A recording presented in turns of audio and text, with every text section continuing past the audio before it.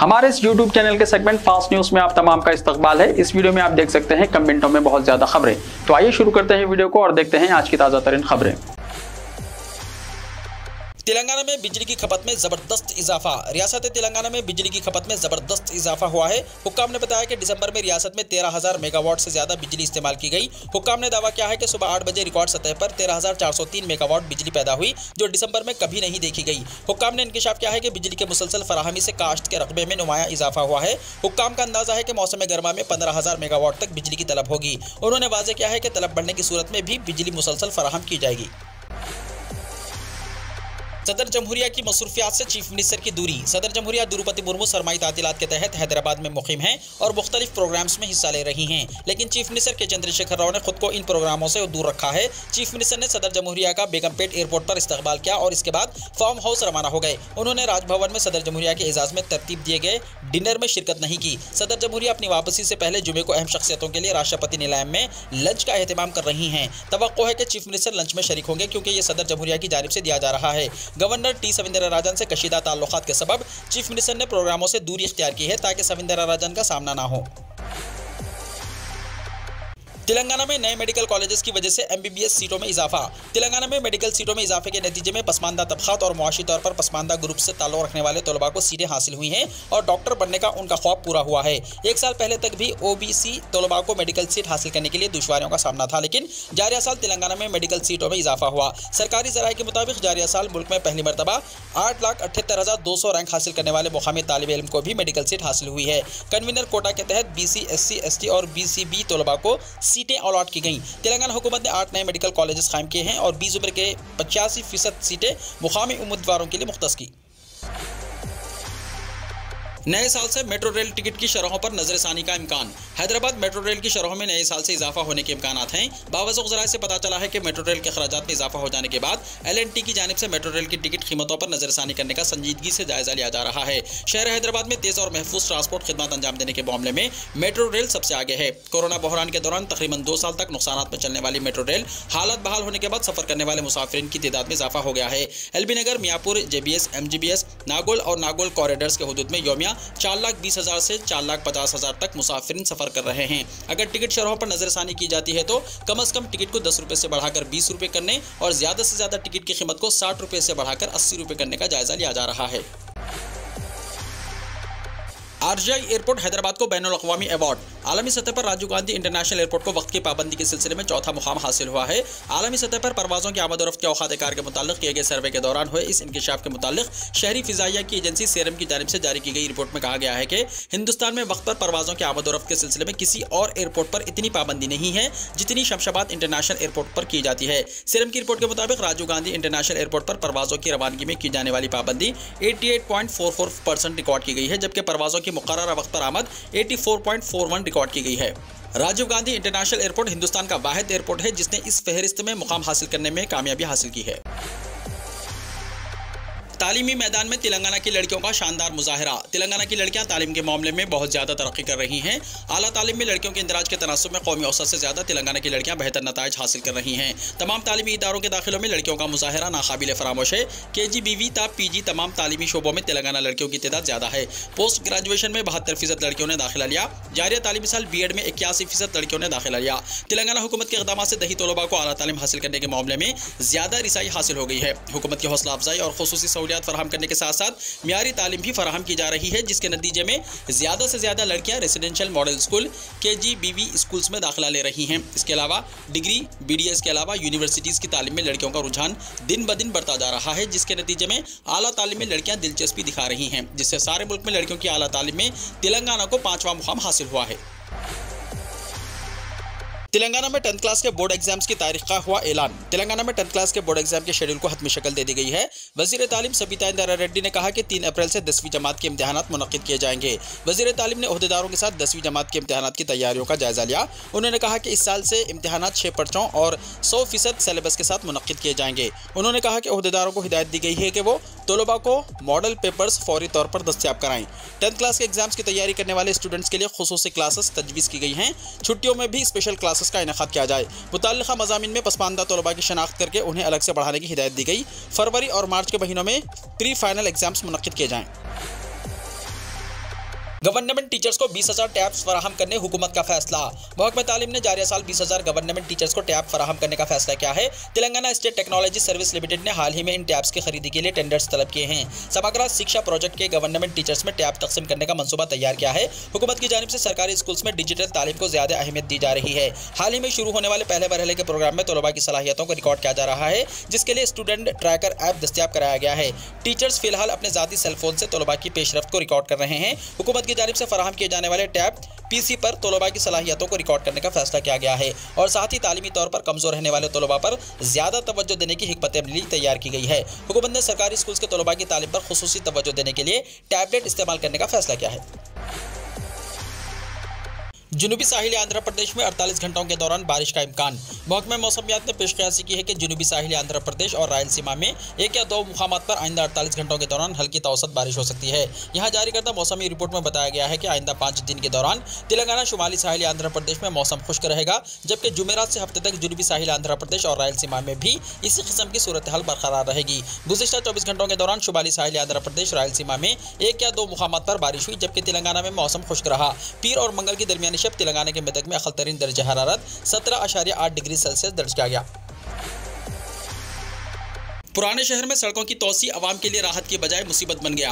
Greater Hyderabad में traffic मसाइल से निपटने के लिए हुकूमत की जानिब से बड़े पैमाने पर सड़कों की तोसी का मंसूबा बनाया गया। इस मंसूबे के तहत न सिर्फ नए शहर बल्कि पुराने शहर के इलाकों में अमल किया जा रहा है। सड़कों की तोसी का काम आमतौर पर ग्रेटर हैदराबाद म्युनिसिपल कॉर्पोरेशन के जरिए अंजाम दिया जाता है, जबकि अहम सड़कों की तामीर और तोसी की जिम्मेदारी महकमा इमारत व शवारे और HMDA को दी जाती है। पुराने शहर में सड़कों की तोसी से अगरचे आवाम को सहूलियत होनी चाहिए, लेकिन तोसी काम राहत के बजाय मुसीबत साबित हो रहे हैं। इस सूरत हाल की कई वजूहात हैं। इनमें से एक मुआवजे की अदायगी में ताखिर या फिर मुआवजे से गैर मुतमईन अफराद की जानिब से अदालत से रुजू होते हुए कामों को रोकना शामिल है। दूसरी अहम वजह तोसी के बाद इन्हेदामी मलबे की सफाई ना करना है, जो आवाम के लिए मुसीबत बन चुकी है और हादसात में इजाफा हो चुका है। पुराने शहर के दूध बौली, फतेह दरवाजा, बहादुरपुरा, किशनबाग, चंद्रान गुट्टा और दीगर इलाकों में सड़कों की तोसी के लिए मकानात और मलकियात को हासिल किया गया और ओहदेदारों के मुताबिक मालिकीन को माकूल मुआवजा भी अदा किया जा रहा है। अक्सर देखा गया है कि मकानात और दुकानात के इन्हेदाम के बाद मलबे की सफाई और उसे किसी और मुकाम पर मुंतकिल करने के बजाय ओहदेदार तसाहुल से काम ले रहे हैं। कई मुकामात पर मलबे को सड़क पर यूं ही छोड़ दिया गया है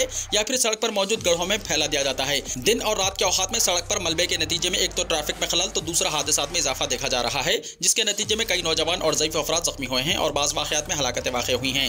तेज रफ्तार गाड़ियों की जद में आकर टू व्हीलर सवार और पैदल राहरू निशाना बन रहे हैं। मुकामी अवाम की शिकायत है कि ओहदेदारों और अवामी नुमाइंदों से बारहा अपील और तवज्जो दहानी के बावजूद मलबे की सफाई पर पूरी तवज्जो नहीं दी जा रही है। मलबे को दिगर मकानात और दुकानात के सामने फैलाने से मकीनों और ग्राहकों को आने में दुश्वारियां पेश आ रही हैं। सड़कों की तोसी का अहम मकसद फौत हो रहा है। जरूरत इस बात की है कि सड़कों की तोसी के सिलसिले में इन्हेदामी कार्रवाई की फौरी बात मलबे को साफ कर दिया जाए और सड़कों पर मौजूद गड्ढों की मरम्मत सीमेंट और रेत से कर दी जाए ताकि मुस्तकिल तौर पर मसला हल हो सके। एक दिन में 31 अंडे देने वाली मुर्गी। आमतौर पर मुर्गियां रोजाना एक अंडा देती हैं, लेकिन आपको जानकर हैरत होगी कि रियासत उत्तराखंड के अल्मोड़ा जिले भिकियासन के गांव बासुट में एक मुर्गी ने 31 अंडे दिए। खास बात यह है कि मुर्गी को किसी किस्म की बीमारी नहीं है और यह मुकम्मल तौर पर सेहतमंद है। मुकामी शख्स Girish Chandra Bodhani tours and travels में काम करते हैं। उनके बच्चों को मुर्गियां पालने का शौक था और उन्होंने मुर्गियां खरीदी थी। कल उन्होंने देखा कि एक दिन में उनकी मुर्गी एक साथ दो अंडे दे रही थी। इस तरह रात 10 बजे तक उसने पूरे 31 अंडे दे डाले। बताया गया है कि यह मुर्गी मूंगफली और लहसुन खाने की शौकीन है। अगले 40 दिन हिंदुस्तान के लिए इंतहाई अहम, एक्सपर्ट को अंदेशा, जनवरी में आ सकती है कोरोना की नई लहर। चीन और दुनिया के कई ममालिक में तेजी से फैल रहे कोरोना इन्फेक्शन को लेकर हिंदुस्तान पूरी तरह से अलर्ट मोड में है। दुनिया के अलग अलग ममालिक से आने वाले मुसाफिरों की टेस्टिंग भी तेज कर दी गई है। मंगल को चीन से कोलंबो के रास्ते मदुराई एयरपोर्ट लौटी एक खातून और उसकी 6 साल की बेटी कोरोना पॉजिटिव निकलने के बाद तमिलनाडु में बैरूनी मुल्क से लौटे कोरोना मरीजों की तादाद 4 हो गई है। कोरोना इन्फेक्शन के फैलाव को लेकर अगले 40 दिन काफी अहम माने जा रहे हैं। कोरोना के पुराने ट्रेंड को देखते हुए जनवरी बस्त से हिंदुस्तान में कोरोना के मामलात में इजाफा होने का अंदेशा जाहिर किया जा रहा है। ओमिक्रॉन के नए सब वेरिएंट BF7 की वजह से क्या हिंदुस्तान में लॉकडाउन होगा? आइए देखते हैं माहिरीन क्या कहते हैं। ओमिक्रॉन के नए सब वेरिएंट BF7 की वजह से चीन में कोरोना केसेस में तेजी से इजाफा हो रहा है। कोरोना के मामलात में इजाफे की वजह से चीन में हालात इतने संगीन हो गए हैं कि लोगों को ना इलाज मिल पा रहा है और ना ही दवाएं, जिसकी वजह से अमवात की तादाद में शदीद इजाफा दर्ज किया जा रहा है। ताहम BF7 वेरिएंट ने भारत में भी दस्तक दे दी है। महकमा सेहत और माहिरीन का कहना है कि यह खिसब पहले ही भारत में लोगों के राब्ते में आ चुकी थी, जिसकी वजह से भारतीयों की क़ुव्वत मुदाफ़ियत में ज़बरदस्त इजाफा हुआ है। ऐसे में भारतीयों को इस नए वेरिएंट से ज्यादा परेशान होने की जरूरत नहीं है। माहिरीन का यह भी कहना है कि इस लहर में भारत में कोई लॉकडाउन नहीं होगा, लेकिन ये जरूरी है कि आप कोरोना से मुताल्लिक कवानीन पर अमल करें। ओमिक्रॉन का नया वर्जन बहुत तेजी से लोगों को मुतासिर कर रहा है और RT-PCR टेस्ट के जरिए भी इस वायरस को पकड़ना मुश्किल हो रहा है। वहीं कुछ माहिरीन का कहना है कि ये नई किस्म उन लोगों को मुतासिर कर रहा है जिन्हें वैक्सीन नहीं लगी है या जिनकी क़ुव्वत मुदाफ़ियत बहुत कमज़ोर है, जैसे बच्चे, बूढ़े, हामिला ख़वातीन और किसी संगीन बीमारी में मुब्तला अफराद। माना जा रहा है कि जिन लोगों को वैक्सीन और बूस्टर डोज दोनों लग चुकी हैं और वो इस वायरस से मुतासिर भी हो जाएं तो इनमें बहुत हल्की अलामत नजर आएंगी। ओमिक्रॉन के नए सब वेरिएंट BF7 दीगर तमाम वेरिएंट से कई ज्यादा खतरनाक समझा जा रहा है। पीएम मोदी की 100 साला मां अहमदाबाद के अस्पताल में दाखिल, हालत मुस्तहकम। वज़ीर-ए-आज़म नरेंद्र मोदी की वालदा हेराबेन को चहारशंबे के रोज़ अहमदाबाद के UN मेहता अस्पताल में उनकी तबीयत खराब होने के बाद दाखिल कराया गया। डॉक्टर ने बताया कि उनकी हालत मुस्तहकम है। वो 18 जून को 100 साल की हो गई थी। इससे पहले मंगल को पीएम मोदी के भाई प्रहलाद को मैसूर के करीब कार हादसे में मामूली चोटें आईं। उर्स के दौरान दीगर रियासतों से ज़ायरीन को अजमेर लेकर आने वाली बसों के लिए मोटर व्हीकल टैक्स में रियायत। राजस्थान के वज़ीर आला अशोक गहलोत ने उर्स की सकाफती और मजहबी अहमियत को देखते हुए दीगर रियासतों से ज़ायरीन को लेकर आने वाली मुसाफिर बसों के जरिए अदा किए जाने वाले मोटर व्हीकल टैक्स और सरचार्ज में रियायत की तजवीज़ को मंजूरी दे दी है। आलमी शोहरत याफ्ता सूफी बुजुर्ग हज़रत ख्वाजा मोइनुद्दीन चिश्ती रहमतुल्लाह अलैह का 811वां सालाना उर्स जनवरी में शुरू होगा। उर्स के दौरान मुल्क की मुख्तलिफ रियासतों से ज़ायरीन अजमेर पहुंचेंगे। फैसले के मुताबिक Rajasthan motor vehicle taxation act 1951 के सेक्शन 3 के तहत गाड़ियों पर काबिल अदायगी टैक्स में 7,000 रुपये से ज्यादा के तमाम टैक्सों पर रियायत दी गई है। मोटर व्हीकल टैक्स और सरचार्ज में जुज़वी छूट 15 जनवरी से 5 फरवरी 22 दिन तक रहेगी। ख्याल रहे कि दीगर रियासतों से आने वाली मुसाफिर बसों पर 1600 रुपये योमिया मोटर व्हीकल टैक्स लगाया जाता है और ये टैक्स कम से कम 5 दिन के लिए जमा करना जरूरी होता है। उस पर आने वाली बसें कम से कम 7 दिन ठहरती हैं। ऐसी सूरत हाल में 11,200 रुपये और 700 रुपये के सरचार्ज समेत हर गाड़ी के जरिए अदा होने वाला कुल टैक्स 11,900 रुपये बनता है। वज़ीर आला के फैसले से अब मुसाफिर बसों के जरिए सिर्फ 7,000 रुपये टैक्स अदा करना पड़ेगा। इससे फी बस 4,900 रुपये की रियायत मिलेगी। बिहार में कोरोना के बढ़ते खतरे को लेकर वज़ीर आला नीतीश कुमार फिक्रमंद। बिहार में गैर मुल्कियों की मुसलसल आमद वज़ीर आला नीतीश कुमार के लिए दर्द-ए-सर बन चुका है। वज़ीर आला ने कोरोना के बढ़ते हुए मामलों पर गहरी तशवीश का इजहार किया। वज़ीर आला भी मान रहे हैं कि बिहार में कोरोना का खतरा बढ़ गया है। नीतीश कुमार ने कहा कि हम लोग शुरू से ही जांच के इंतजाम कर रहे थे। 40,000 50,000 की जांच हमेशा होती रही। फिलहाल तफ्तीश का दायरा बढ़ा दिया गया।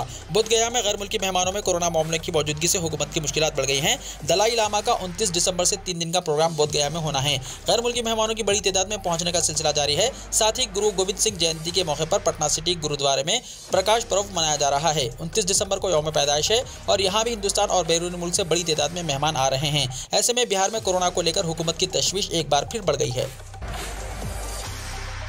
रिलायंस फाउंडेशन ने किया अगले 10 सालों में आला तालीम के लिए 50,000 स्कॉलरशिप्स देने का ऐलान। रिलायंस फाउंडेशन ने ऐलान किया है कि वो मुल्क में आला तालीम हासिल करने वाले तलबा को अगले 10 सालों के दौरान 50,000 स्कॉलरशिप्स देगा। ये ऐलान रिलायंस इंडस्ट्रीज लिमिटेड के बानी चेयरमैन धीरूभाई अंबानी के 90वें यौम पैदाइश के मौके पर किया गया। फाउंडेशन ने कहा कि तालीमी साल 2022-23 के लिए वो 2 लाख रुपये तक के 5,000 merit come means under graduate scholarships और 6 लाख रुपये तक के 100 मेरिट पर मुबन्नी पोस्ट ग्रेजुएट स्कॉलरशिप्स दिए जाएंगे। ये दोनों ही तालीम की पूरी मुद्दत के लिए दिए जाएंगे। दरख्वास्तें 14 फरवरी 2023 तक जमा की जा सकती हैं। इस मौके पर रिलायंस फाउंडेशन की बानी चेयरपर्सन नीता अंबानी ने कहा कि मेरे ससुर धीरूभाई अंबानी हमारे नौजवानों की ताकत और सलाहियत में बड़ा यकीन रखते थे। उनकी 90वीं सालगिरह के मौके पर हमें अगले 10 सालों में रिलायंस फाउंडेशन अंडर ग्रेजुएट और पोस्ट ग्रेजुएट स्कॉलरशिप्स के जरिए 50,000 स्कॉलरशिप्स की हिमायत करने के अपने अज़म का ऐलान करते हुए खुशी हो रही है।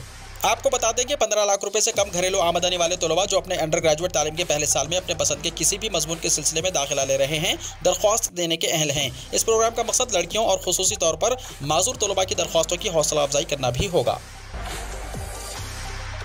यूपी पुलिस का सब इंस्पेक्टर राइफल लोड करने में नाकाम, वीडियो हुआ वायरल। एक सब इंस्पेक्टर के राइफल लोड करने में नाकाम रहने पर यूपी पुलिस की मुल्क भर में फजीहत हो रही है। सोशल मीडिया पर इस वाक़े की वीडियो वायरल हो गई। ये वाक़या संत कबीर नगर जिले के खलीलाबाद पुलिस थाने में पेश आया, जिसमें देखा जा सकता है कि सब इंस्पेक्टर राइफल लोड करने और फायर करने में नाकाम रहता है। ख्याल रहे कि जिस वक्त ये वाक़या पेश आया, DIG RK भरद्वाज थाने में मौजूद थे और वो सब इंस्पेक्टर की हुनरमंदी को जांच रहे थे कि वो राइफल से फायर किस तरह करता है। लेकिन सब इंस्पेक्टर को ये मालूम ही नहीं था कि राइफल को किस तरह लोड किया जाता है और कारतूस को बैरल के जरिए किस तरह डाला जाता है। इसके बाद DIG दीगर अफसरान से इसके बारे में पूछते हैं और सब इंस्पेक्टर इस बात पर मुस्कुराते हुए नजर आते हैं कि वो राइफल लोड करना नहीं जानते। दैनिक जागरण ने वाक़े की वीडियो को ट्वीट करते हुए लिखा, यूपी पुलिस के जांबाज सब इंस्पेक्टर ने बंदूक में उल्टी तरफ से डाली गोली, कैसे करेंगे हिफाजत।